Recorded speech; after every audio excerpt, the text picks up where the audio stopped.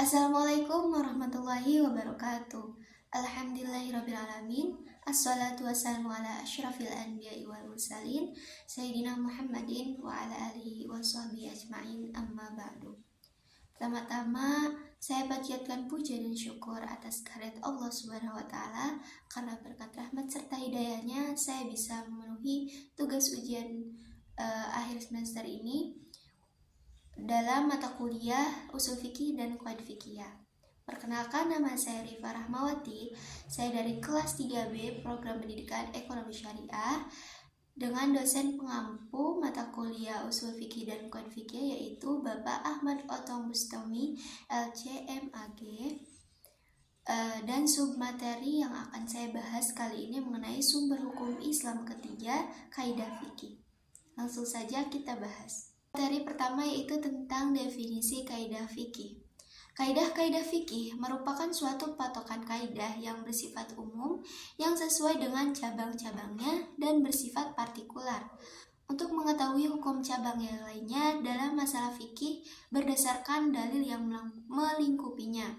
Dengan kata lain, kaidah yang diekstrak dari berbagai persoalan fikih yang bersifat furu'iyah karena adanya kesamaan dalam aspek hukumnya.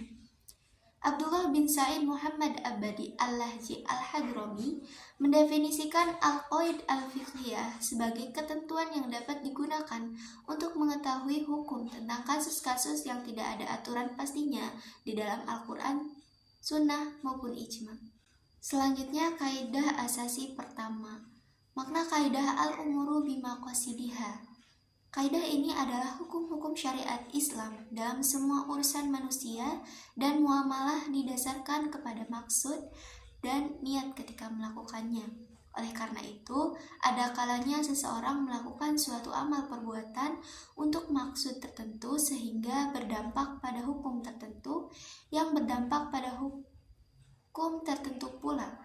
Namun adanya seseorang melakukan suatu amal perbuatan yang sama tetapi maksud atau tujuan yang lain, sehingga berdampak hukum yang lain pula kepada amal perbuatan tersebut. A'udzu billahi minasyaitonir rajim. Bismillahirrahmanirrahim. وَمَنْ يُهَاجِرْ فِي سَبِيلِ اللَّهِ يَجِدْ فِي الْأَرْضِ مُرَاغَمًا كَثِيرًا وَسَعَةً وَمَنْ يَخْرُجْ مِنْ بَيْتِهِ مُهَاجِرًا إِلَى اللَّهِ وَرَسُولِهِ ثُمَّ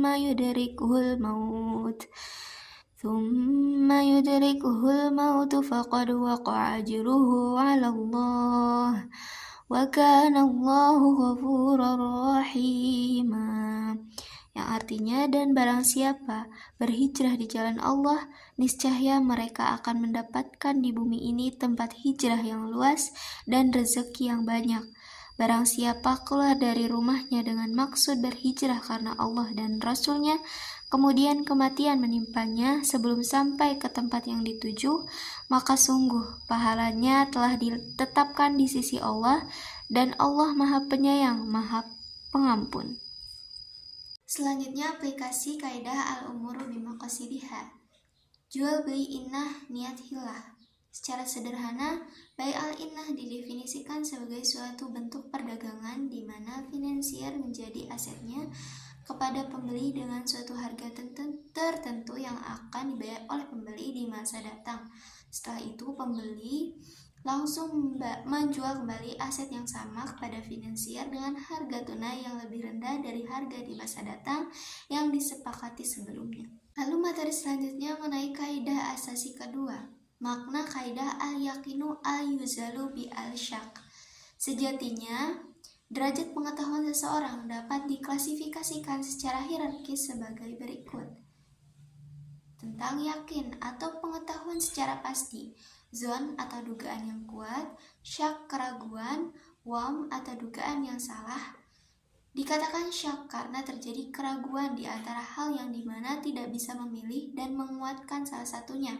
Tetapi jika bisa memilih dengan menguatkan salah satunya, maka itu tidak lagi dinamakan dengan syak.